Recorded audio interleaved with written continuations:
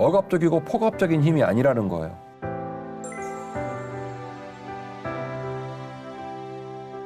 제국의 힘에 대항하는 아주 낯설은 영향력이 시작이 된 거예요.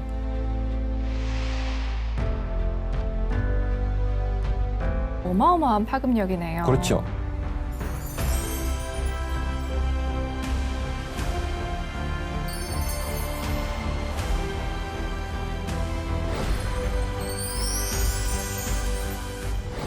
준 씨 잘 지내셨죠? 네, 목사님. 요즘 날씨가 엄청 더워요. 잘 지내셨어요? 맞아요. 벌써 8월의 첫 주가 되었습니다. 네. 2주간에 걸쳐서 느헤미야 상편, 하편, 그리고 또 제사법에 관한 얘기를 함께 나눴는데요. 그 어떤 때보다도 시청자들에게 피드백이 많이 왔어요. 어떤 피드백이 왔나요? 물론 제가 뭐 녹화하다가 안 그러려고 노력을 많이 합니다만 본의 아니게 많이 울었어요. 네, 맞아요. 울었고 그것은 느헤미야가 꿈꿨던 느헤미야의 사명, 그리고 그 사명이 오늘 우리 교회도 일어나기를 원하는 간절한 열망 때문이었던 것 같은데, 그런 제 진심 때문이었는지 연락들을 많이 주셔가지고 저도 되게 많이 은혜가 됐습니다. 저도요. 저도 목사님의 눈물을 보면서 또 그 느헤미야의 삶을 이렇게 보면서 제 삶에도 많이 적용을 해보고 또 많이 말씀을 묵상하고 그런 시간이었던 것 같아요. 그래서 여러모로 이 더 깊이 프로그램이 우리 네. 시청자분들에게 또 제 삶에 선한 영향력을 끼치고 있지 않은가 그런 생각을 했습니다. 주인 씨가 오늘 저한테 굉장히 중요한 단어를 얘기를 해버렸는데요. 어떤 단어인가요? 바로 영향력이라는 단어입니다. 네. 오늘 제가 이 복음, 그리고 이 복음이 어떤 방식으로 이 세상을 섬기고 어떤 방식으로 이 세상을 복음화시켜야 되는가라는 것을 얘기할 때 말하고자 하는 화제의 화두가 뭐냐면 영향력이거든요. 네. 그러니까 지금 주인 씨가 저한테 목사님 저한테 아주 좋은 영향력이었던 것 같아요 라고 말씀을 하셨는데, 그 영향력을 가지고 오늘 복음을 좀 설명해 보려고 합니다. 좋습니다. 영향력은요, 제 표현입니다. 따뜻하고 그리고 촉촉한 수분기가 있는 거예요. 힘처럼 촉촉한 수분기. 네. 예, 힘처럼 짓누르고 네. 위에 군림하고 그러지 않아도 네. 상대방과 군중과 상황을 얼마든지 변화시킬 수 있는 거룩한 힘, 부드러운 힘, 네. 깊은 힘, 그 힘이 바로 영향력이라고 하는 건데요. 이 영향력의 진면목을 볼 수 있는 것이 복음이었고 복음이 선포되는 과정이 아니었는가. 네. 이렇게 이제 이 얘기를 해볼 수가 있을 것 같아요. 먼저 이제 영향력을 말하기 위해서 제가 힘의 종류를 좀 설명을 하려고 하는데, 네. 힘에는 뭐 힘을 또 다르게 얘기하면 많은 얘기를 더 할 수 있겠습니다만은 일반적으로 세 가지의 힘의 수위를 말을 할 수 있을 것 같아요. 네. 하나는 우리 주인 씨 영어 잘하는 분한테 이 영어 쓰기가 참 부담스러운데 authority, 권위, 권한이라는 네. 말인데, 이 authority가 있고 power, 권력이 있고 네. 마지막 세 번째가 influence, 영향력, 요 세 가지인데요. 권한은 공식적인 직위에서 주는 권리예요. 그렇군요. 그래서 그 권한을 가진 자의 권한을 말할 때는 조직과 연관되어서 얘기하고 공식적인 직위와 연관되어 말할 때가 많습니다. 네. 그리고 그 왼쪽 아래에 권력, 파워가 있는데, 네. 권력은 권한과 비슷한 말이지만 권한과 매우 다른 점이 있습니다. 타자의 의지와 마음과 상관없이 내가 그 사람을 조종하고 그 사람을 굴복시키거나 그 사람을 움직이는 힘을 줄 수 있는 그 힘을 권력이라고 얘기를 해요. 네. 그러니까 권한하고 권력은 느낌이 좀 많이 달라요. 네. 그리고 그 오른쪽에 영향력이 있습니다. 영향력은 권력과 비슷한 말 같긴 한데 권력과 또 다릅니다. 네. 제가 계속 좀 연결을 짓고 있죠. 권력이 권한과 같지만 권한과는 다르다. 네. 그다음에 영향력이 권력과 비슷한 모습이 있지만 권력과는 또 다르다 라고 얘기를 하고 있는 중인데, 네. 이런 거죠. 권력과 유사한 용어이긴 하지만 개인이 집단이나 타자에게 그 사람의 가치관, 그 사람의 행동 양식, 그 사람의 생각을 변화시키는 힘의 총량을 영향력이라고 얘기를 해요. 네. 그러니까 그 사람의 사상이나 그 사람의 태도나 그 사람의 삶의 가치관이 바뀐다는 거는 쉽게 일어나는 일은 아니지만 그렇죠. 바뀔 수만 있다면 어마어마한 반향을 일으키겠죠. 네. 왜냐하면 권력은 제가 만약에 우리 주인 씨에게 권력을 행사하면 주인 씨는 그 말을 따라 움직이긴 하지만 평안하지 않아요. 맞아요. 그럴 수 있을 것 같아요. 비굴해질 수 있고 네. 슬플 수 있고 그 마음 가운데 저항하고 싶은 마음이 항상 있는 채로 제가 원하는 행동을 할 수 있습니다. 네. 그거는 권력이에요. 그러나 영향력은 그 사람을 그렇게 변화시키는 게 아니에요. 그 사람의 생각, 그 사람의 태도, 그 사람의 가치관이 변화될 수 있도록 그를 도와주는 거예요. 네. 지난번에 제가 니에미야 편을 말하면서 니에미야에게 서번트 리더십이 있다고 말씀을 드렸죠. 네. 이 힘의 수위를 얘기할 때 맨 밑에 있는 수위를 authority, 권한, 권위로 얘기를 하고 두 번째 정도 단계에 있는 힘을 power, 권력이라고 얘기하고 최고 단계에 있는 것을 influence, 영향력이라고 얘기를 합니다. 네. 그러니까 도달하기가 쉽지 않지만 그러나 힘의 파급력, 힘이 집단을 변화시키거나 타자를 변화시킴에 있어서 가장 바람직한 방식과 가장 높은 수준의 힘을 말하라면 인플루언스, 영향력을 말할 수 있다는 그렇군요. 거예요. 그런데 그 영향력은 보통 어디서 얘기를 하냐면 리더십에서 얘기를 해요. 그래서 영향력을 말하려 치면 리더십 얘기가 자연스럽게 나오고 맞아요. 네. 리더십을 얘기하면 리더십이 어떻게 구현됩니까? 라고 묻는다면 당연히 영향력으로 연결이 되죠. 네. 그래서 영향력이라는 단어는 리더십을 말할 때 많이 사용을 합니다. 그리고 지난 회차에서 니에미야 상편과 하편을 우리가 함께 더 깊이 이야기로 나누면서 네. 서번트 리더십을 가진 사람은 목표를 분명하게 제시한다. 두 번째로 의견 조율을 잘해준다. 중간에 목표를 이뤄가는 과정에 트러블이 생기고 난관이 생기면 의견을 잘 조정해준다. 네. 서번트 리더십을 가진 사람의 세 번째 덕목은 후원자 역할을 잘해준다. 조직과 동역자들이 목적지를 향해 갈 수 있도록 든든하게 후원해준다. 그러니까 분명하게 목표를 제시하고 의견을 조정해주고 든든한 후원자가 돼주고 요 내용을 오늘 말하고자 하는 말로 한마디로 대치를 시키면 그게 바로 뭐냐면 영향력. 그렇죠. 영향력이라는 거예요. 그래서 리더십을 말할 때 영향력을 많이 얘기하는 거죠. 저는 오늘 하나님께서 우리를 찾아오신 것도 복음의 이 하나님의 구속사적인 흐름 가운데 찾아오신 그 행위를 저는 힘으로 보지 않고 영향력으로 보고 있습니다. 그리고 그 하나님이 일하신 방식을 본받아서 우리도 타자에게 복음을 증거하고 이 땅에서 하나님이 기뻐하실 만한 복음이 되어 살아야 하는데 그 삶도 역시 영향력이어야 한다고 저는 믿고 있습니다. 오늘 더 깊이 이야기꾼으로 그 얘기를 진행해 보려고 합니다.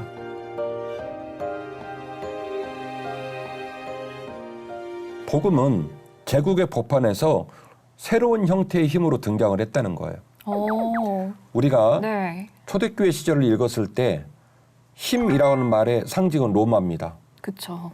모든 세계의 길은 로마로 통한다고 할 정도로 로마는 유대 지역뿐만이 아니라 당시 유대 지역을 비롯한 모든 소아시아 지역과 그리스 로마 지역을 전부 다 장악하고 있을 때니까 힘을 말하라 하면 로마의 시저, 그가 보냈던 총독들, 그가 보냈던 병사들, 100부장, 500부장, 1000부장 이 모든 시스템이 힘의 상징이었어요. 네. 그런데 이 복음이 로마가 유대 지역을 통치하고 있을 그 시대에 그 어떤 개인이나 그 어떤 공동체도 감히 로마의 그 권력에 대항을 할 수 없는 절대절명의 위기적 순간에 그 로마의 힘과 함께 싸울 수 있는 새로운 형태의 힘으로 뭐가 등장을 한 거냐면 복음이 등장을 했다는 거죠.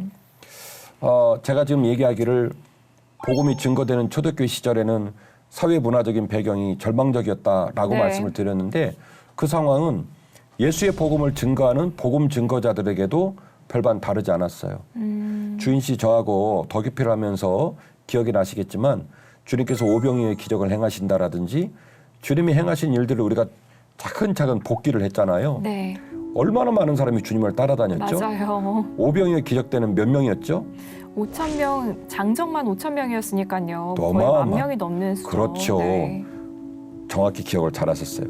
장정만 5,000명이기 때문에 학자들 입장에서는 곱하기 3을 해야 된다. 네. 곱하기 2를 해야 된다. 말이 많거든요. 어쨌든 성경 말씀 그대로만 말을 해도 장정만 5천 명이에요. 네. 그런데 말이죠. 예수님께서 십자가에 달려 돌아가시는 사건을 겪으면서 다락방에 예수님의 약속을 믿고 명령을 믿고 모인 사람이 있었는데 몇 명이 모였냐면 1,200명이 모인 것도 아니고 120명이 모인 거예요. 와, 그러니까 120명. 네. 실은 그 사이에 예수님을 따르고 예수님을 좋아하고 예수님과 함께 꿈을 꿔보겠다고 말하는 모든 사람들이 실망을 했거나 떠났거나, 두려워하거나 네. 어디에 눌려서 로마의 힘에 눌려서 네. 흩어져 버린 거예요. 그렇네요. 그리고 120명만 모여가지고 꼴랑 120 이런 표현 쓸게요. 꼴랑 120명만 모여가지고 다락방에서 기도하는 일이 벌어지게 된 거죠. 그리고 그들의 기도가 이후에 5천 명으로 늘어나게 되어지고 그 5천 명의 헌신이 초대교회에 있었던 폭발적인 성장의 동력원으로 전개되는 모습을 보게 되는 거죠. 분명히 이 안에는 힘이 있었던 겁니다. 그렇죠. 로마의 힘과는 비교할 수 없는 네. 로마의 권력과는 뭔가 다른 차원의 힘이 존재하고 있었다는 거죠. 그들이 사도의 가르침을 받아 서로 교제하고 떡을 떼며 오로지 기도하기를 힘쓰니라. 사람마다 두려워하는데 사도들로 말미암아 기사와 표적이 많이 나타나니 믿는 사람이 다 함께 있어 모든 물건을 서로 통용하고 또 재산과 소유를 팔아 각 사람의 필요를 따라 나눠주며 날마다 마음을 같이하여 성전에 모이기를 힘쓰고 집에서 떡을 떼며 기쁨과 순전한 마음으로 음식을 먹고 하나님을 찬미하며 또 온 백성에게 칭송을 받으니 주께서 구원받는 사람을 날마다 더하게 하시니라. 아멘. 굉장히 중요한 부분을 지금 읽어주셨는데요. 로마의 힘은 조세제도입니다. 네. 권력으로 땅을 지배하고 그 지배한 땅에서 뭘 걷어들이냐면 조세를 걷어들이는 걷죠. 거예요. 네. 조세를 걷어들이니까 그 땅에 있는 사람들은 그 조세 체계 속에서 행복을 누리거나 그 조세 체제 속에서 불행을 누리거나 둘 중에 하나죠. 많은 사람들이 그 폭압 속에서 힘들어하니까 민족들을 배신한 사람이 등장을 합니다. 그게 누구냐면 세리들이에요. 그래서 세리들은 이 조세 시스템 속에서 부를 가져가고 네. 자기 민족을 향한 사랑과 신은 저버린 거죠. 그처럼 사는 방식이 녹록지 않으니까 동족과 민족을 배신하는 일까지 벌어지게 되는 거죠. 그 동족의 정서와 그 사랑을 지킨 사람들은 다 같이 힘들고 다 같이 배고프고 다 같이 삶의 모습들이 처참할 정도로 어려운 삶을 겪는 것이 지금 현 상황인 겁니다. 네. 그러니까 그들은 로마의 권력에 복종할 수밖에 없죠. 그렇죠. 먹고 사는 일이 해결이 안 되고 있으니까 네. 어쨌든 그래도 로마의 은총을 바라보면서 하루하루를 견디는 그런 모습인데 초대교회가 딱 시작됐을 때 무슨 일이 벌어졌냐면 로마의 권력과 로마의 힘에 상관없이 이들이 뭘 누렸냐면 풍요를 누린 거예요. 그러니까 말도 안 되는 일이 지금 벌어지게 된 건데요. 네. 로마가 조세체대로 그 지역을 통치하고 있습니다. 많은 시민들은 먹을 게 없고 많은 시민들은 입을 것이 없습니다. 네. 그런데 어떻게 그들은 풍요를 누릴 수 있었을까? 그게 바로 뭐냐면 그리스도의 사랑이었단 말이죠. 그들이 성령 충만의 에너지를 공급받고 네. 그 성령 충만의 에너지를 공급받고 나니 내 가진 소유를 다른 사람에게 나눠주겠다라고 하는 거룩한 용기가 나오게 된 거죠. 네. 저는 그것을 권력이 아니라 영향력이라고 보는 거예요. 그렇군요. 성령이 내 안에 계셔서 그 성령이 우리에게 영향력을 주는 거예요. 네. 상대방에게 그를 굴복시키지 않고도 내 안에 당신의 마음 가운데 전달해 주고자 하는 따뜻하고 촉촉한 힘이 있다. 그것이 바로 예수 그리스도의 사랑이시다. 아멘. 성령께서 내 안에 내주하심이 주는 결과물이다. 그래서 이유도 없이 대가도 없이 그 사람에게 나눠주기 시작하는 거죠. 방금 읽어주신 것처럼. 그래서 이로 말미암아 구원받는 삶이 날마다 더해지는 놀라운 일들이 벌어지게 된 그래서 거죠. 120명에서 다시 5,000명이 되었군요. 맞습니다. 많은 사람들이 핍절하고 어려운 복판 속에서 생각할 수 없었던 행복을 맛보기 시작하고 그 어둠의 복판 속에서 꿈을 꿀 수 있었던 거예요. 내 가진 것, 내 상황만 놓고 보면은 꿈을 꿀 수 없지만 네. 내 곁에 서준 동역자들, 그들이 베풀어준 사랑 때문에 다시 꿈을 꾸게 되는 거죠. 서로를 살피고 서로를 격려하고 그래서 제 표현으로 따뜻한 힘, 촉촉한 수분기가 충만한 강력한 영향력이 복음을 통해 흘러나가게 되었는데요. 이런 분위기는 4장에 가면 더 도드라집니다. 방금 우리 주인 씨가 2장을 읽어주셨잖아요. 네. 여기 시작이 되어서 제가 지금 흐름을 설명드렸는데 요 흐름은 4장에 넘어가면 더 도드라집니다. 4장 이야기는 조금 더 강화된 내용으로 전개가 되는데 한번 읽어주시길 바랍니다. 믿는 무리가 한 마음과 한 뜻이 되어 모든 물건을 서로 통용하고 자기 재물을 조금이라도 자기 것이라 하는 이가 하나도 없더라. 와, 대단한데요. 네네. 사도들이 큰 권능으로 주 예수의 부활을 증언하니 무리가 큰 은혜를 받아 그중에 가난한 사람이 없으니 이는 밭과 집 있는 자는 팔아 그 판 것의 값을 가져다가 사도들의 발 앞에 두매 그들이 각 사람의 필요를 따라 나누어 줌이라. 아멘. 가난한 자가 없었다고 하네요. 놀라운 얘기인데요. 2장의 얘기와 4장의 얘기는 루틴입니다. 구조는 똑같습니다. 그런데 2장은 일종의 출발점에 나타났던 무브먼트, 운동을 말한다고 한다면 네. 4장 정도를 가면 이제 대유행이 된 거예요. 제가 이전에 설명했던 키맨 기억하세요? 안디옥 교회 수장이었던 키맨, 네. 바나바였죠? 네. 그 바나바가 4장, 오늘 4장 마지막 절에 보면 무슨 말이 나오냐면 바나바라는 사람이 있는데 그가 가진 소유를 다 팔아가지고 사도들의 발 앞에 두었다. 요 내용이 나오거든요. 네. 그러니까 이 유행과 대흐름에 이 어마어마한 흐름에 맨 앞에 서서 모범을 보였던 분이 누구냐면 바나바고 요 4장의 내용을 이해를 하면 5장에 나타난 이야기가 이해가 되기 시작해요. 5장 1절 이하에 뭐가 나오냐면 그 유명한 아나니아와 삽비라 얘기가 나옵니다. 다르거는 다 그런 건 아니지만 네. 어떤 목사님들 중에는 헌금을 강조하는 용도로 5장 1절 이하를 쓰는 경우가 있으신데 저는 안타까워요. 저는 그렇게 생각하지 않아요. 하나님은요, 우리 성도들이 헌금을 많이 내는 것을 종용하시고 그러면 막 기뻐하시는 분이 아니에요. 하나님은 우리의 마음을 원하시고 그분을 향한 거룩한 희생과 사랑을 원하시는 분이지 하나님이 뭐 조폭의 수장인도 아니고 앵벌이 수장도 아니시거든요. 사도행전 5장은 그렇게 읽으면 위험하게 읽어요. 제 입장에서는 더 깊이 이야기꾼인 제 입장에서 말씀을 드리는 거예요. 아나니아와 삽비라 부부는 어쨌든 간에 희생하고 주를 위해 봉사할 마음이 있었어요. 근데 이 대유행, 거룩한 대유행에 못 미친 것뿐인 거지. 팔았는데 본인들이 생각한 것보다 돈을 더 많이 받았나 봐.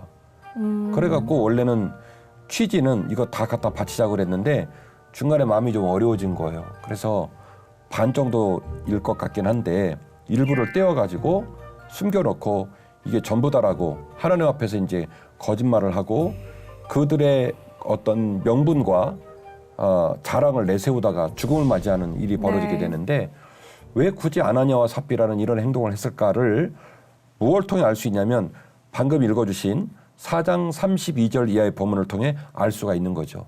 왜냐하면 이런 새로운 무브먼트, 운동을 일으키는 사람들은 더 이상 이게 운동으로 끝나지 않고 뭐가 됐냐면 이제는 대유행이 된 거예요. 네. 삶이 됐네요. 그렇죠. 모든 사람이 그렇게 하겠다고 약속을 하고 모든 사람이 그렇게 행동을 하니까 그 옆에 있는 사람들도 이렇게 안 하면 좀 이상한 사람 되는 듯한 느낌을 받은 거죠. 그 느낌의 사례가 5장 1절 이하에 나오는 아나니아와 삽비라 사례가 될 텐데요. 4장 32절 이하의 이야기에 중요한 키포인트 단어가 두 가지가 있습니다. 하나는 누구도 자기 재물을 자기 것이라 말하는 사람이 없었다. 이게 기관차예요. 네. 그다음에 객차는 뭐냐면 그러므로 그들 중에 가난한 자가 없었다. 그러니까 앞에서 나오는 이 기관차가 없으면 이 객차의 고백은 나올 수가 없죠. 왜요? 그들의 객관적 삶의 자리는 풍요로움이 없기 때문에 그렇습니다. 로마가 지배를 하고 있습니다. 조세제대로 지금 많은 돈들을 걷어갑니다. 모든 이 유대 사람들은 출세길에 막혀 있고 그들의 국가에 대한 자주권도 없습니다. 그래서 피지배 민족으로 겨우겨우 하루를 살아가는 입장이기 때문에 이들에게는 평화도 없고 이들에게는 풍요도 없는 상황입니다. 그런데 어떻게 그들에게 가난한 자가 없습니까? 오늘 4장 말씀에 뜻밖의 이상한 본문을 읽어주셨잖아요. 그들 중에 가난한 자들이 없었다. 말이 되냐 말이에요. 객관적 상황으로 봐서는 가난한 자가 없었다는 말은 수용 불가한 단어입니다. 그런데 그 단어가 왜 나왔냐? 바로 앞에 나오는 선행 구절 때문이에요. 사도들이 다 모였는데 그들이 뭐라고 말하냐면 그들 중에 누구도 자기의 소유를 자기 재물을 자기의 소유라고 말하는 자가 없었다는 거예요. 그러니까 다 하나님으로부터 온 것이고 하나님의 것이라고 인정을 한 거네요. 자 보십시다 주인 씨. 그걸 누가 시켜서 하겠어요? 로마의 시저가 시켜서 하겠습니까? 천부장이 시켜서 하겠습니까? 아니면 모여가지고 이 집사님 돈 많잖아요. 내놔요. 그렇게 말해서 되겠습니까? 안 되죠. 안 된단 말이에요. 그러니까 네.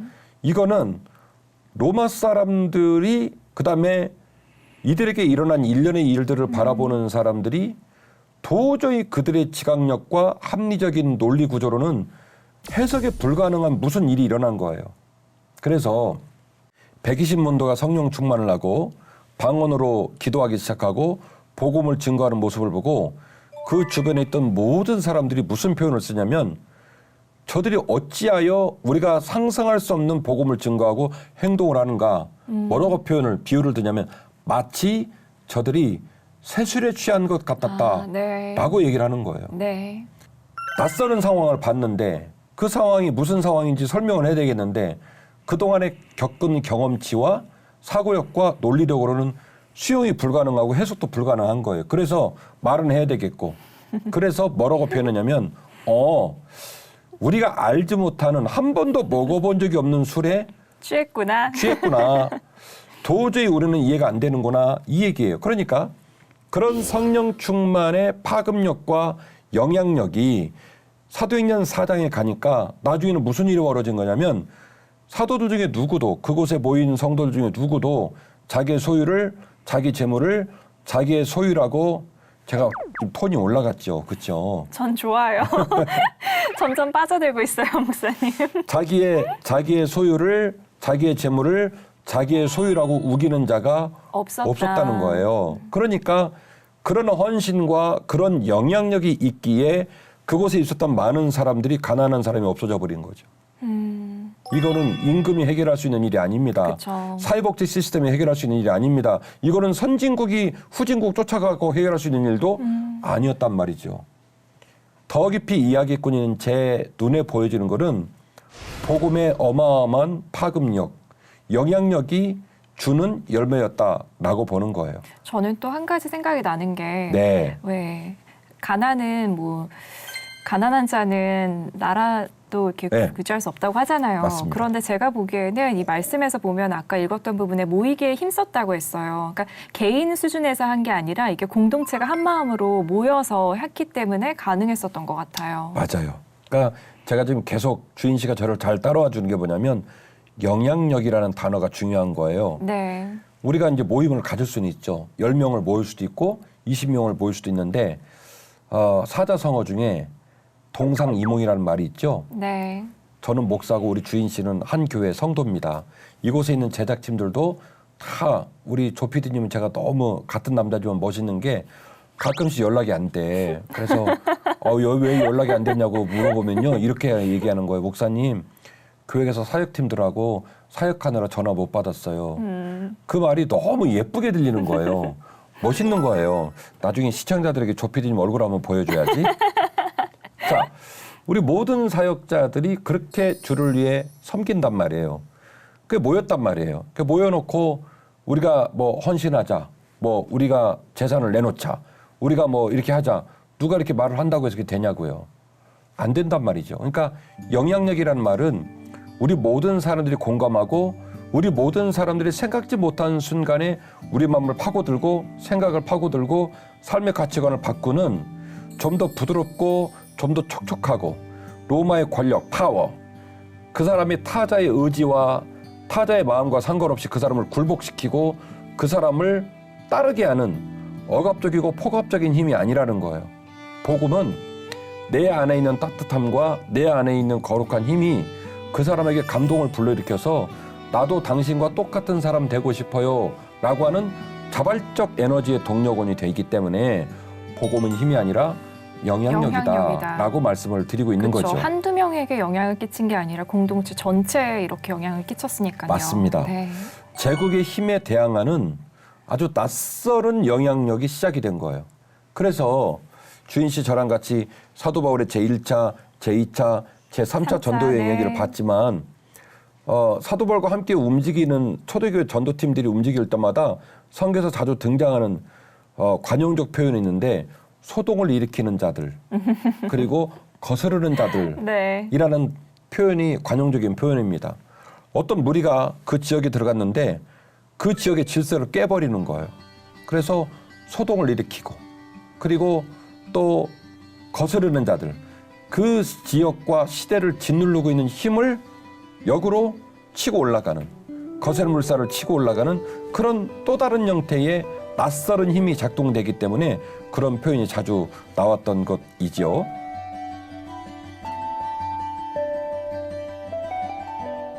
초대교회가 증가하는 복음은요, 제 눈에는 명백하게 영향력이에요. 제가 몇 가지 예를 좀 드려보겠습니다. 방금 제가 주인 씨하고 2장하고 4장을 읽었잖아요. 네. 복음이 어떤 영향을 줬냐면 가난을 뚫어낸 거예요. 아까 말했듯이 임금님도 해결하지 못하는 가난. 로마는 지금 유대 지역을 먹었습니다. 그리고 유대 지역 사람들에게 조세를 걷어갑니다.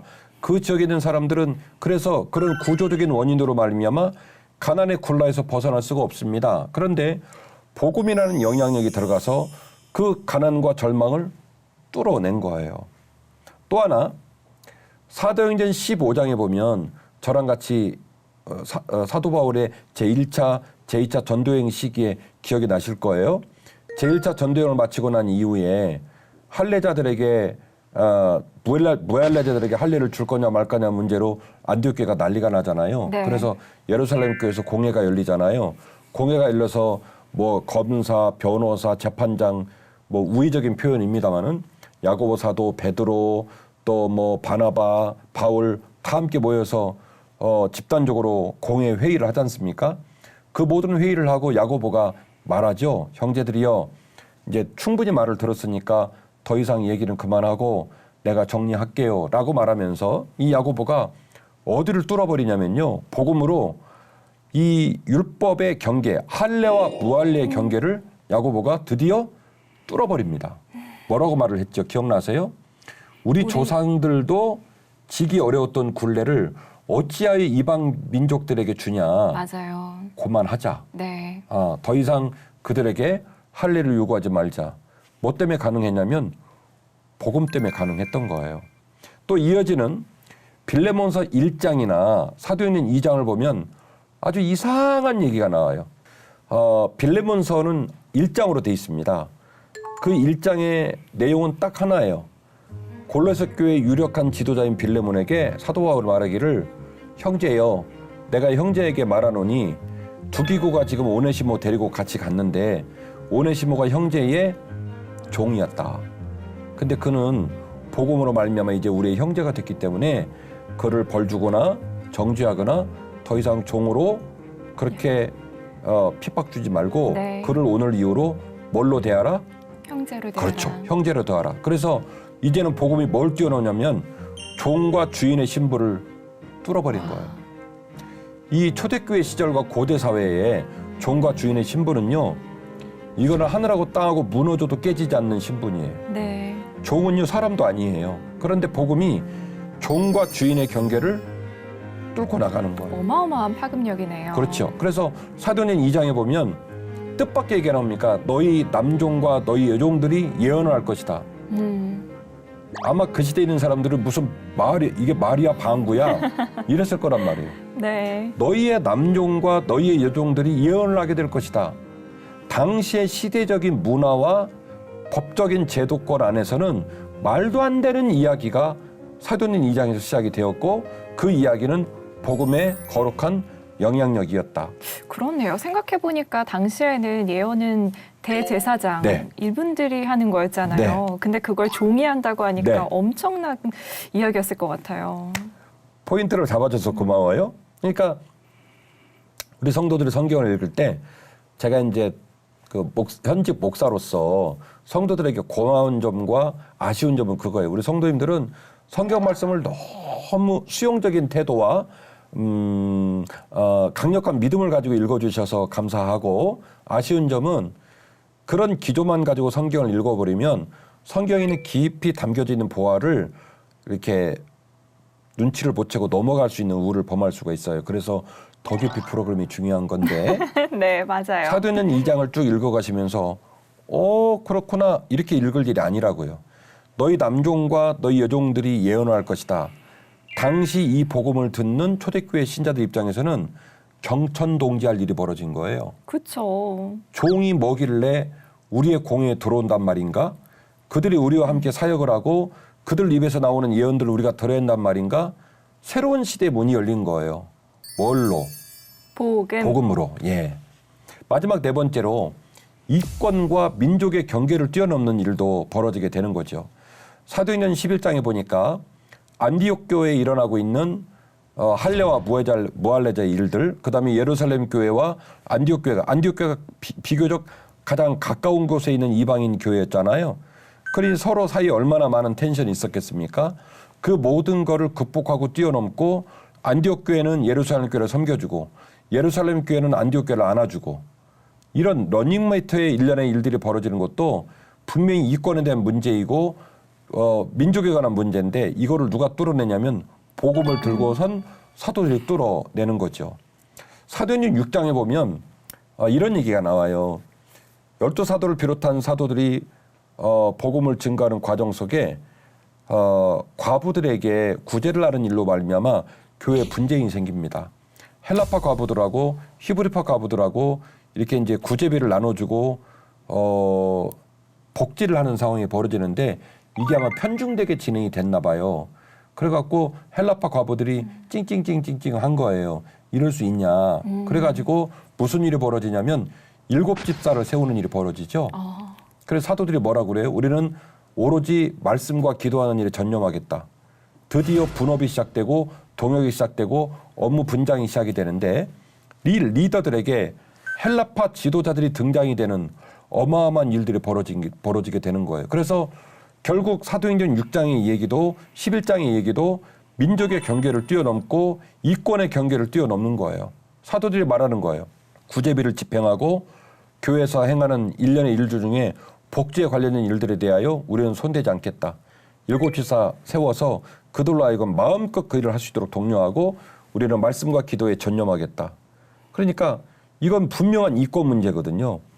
이권의 경계를 뛰어넘고 민족의 경계를 뛰어넘고 다시 말씀을 드리면 지금 제가 총 4가지의 이야기를 쭉 숨도 안 쉬고 말씀을 드렸는데 이 모든 이야기가 초대교회 상황에서는 되게 낯설은 이야기들인데 복음이 갖고 있는 정체성과 에너지를 생각해 보면 낯설은 이야기가 아니라 충분히 수긍이 되는 것들이에요. 성령 충만이 주는 따뜻하고 거룩하고 촉촉한 수분기, 저의 표현인데 그래서 로마의 제국의 힘과는 아주 차별화되어진 그 힘으로 설명할 수 없는 강력한 에너지인데 그 에너지가 전파되는 모습은 전혀 다른 모습이에요. 따뜻하고 부드럽고 촉촉하고 그래서 사람을 살리고 그들의 마음에 공감을 불러일으키고 그래서 모두들 그 힘을 기뻐하고 그 힘에 자발적으로 동참했잖아요. 그렇죠. 그 힘에 복종하는 일이 벌어져서 이 일련의 일들이 거룩한 영향력이라는 생각이 드는 거예요. 네. 주인 씨는 이 얘기 들으면서 어떤 생각이 듭니까?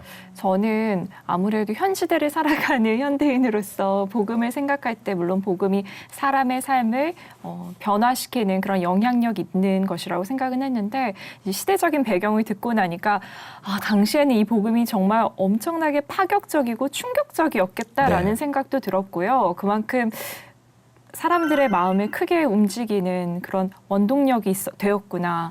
정말 목사님 말씀하신 것처럼 그 촉촉한 수분기라고 하신 말씀이 마음에 많이 와닿았습니다. 아나운서는 맞아. 나는 수분기, 우리 주인 씨는 수분기. 자, 이제 복음이 영향력이다라고 하는 부분은 우리 두 사람도 어느 정도 공감을 한 것 같고요. 시청자들도 맞아. 목사님 얘기 들어보니 맞네. 복음이 영향력이네라는 하고 하는 부분까지는 잘 따라와 주신 것 같아요.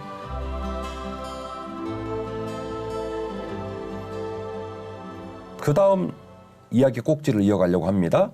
우리가 복음 안에 담겨진 거룩한 영향력의 사람이 되어야 한다는 거예요. 영향력이라고 하는 것은요. 사람을 통해 전개가 됩니다.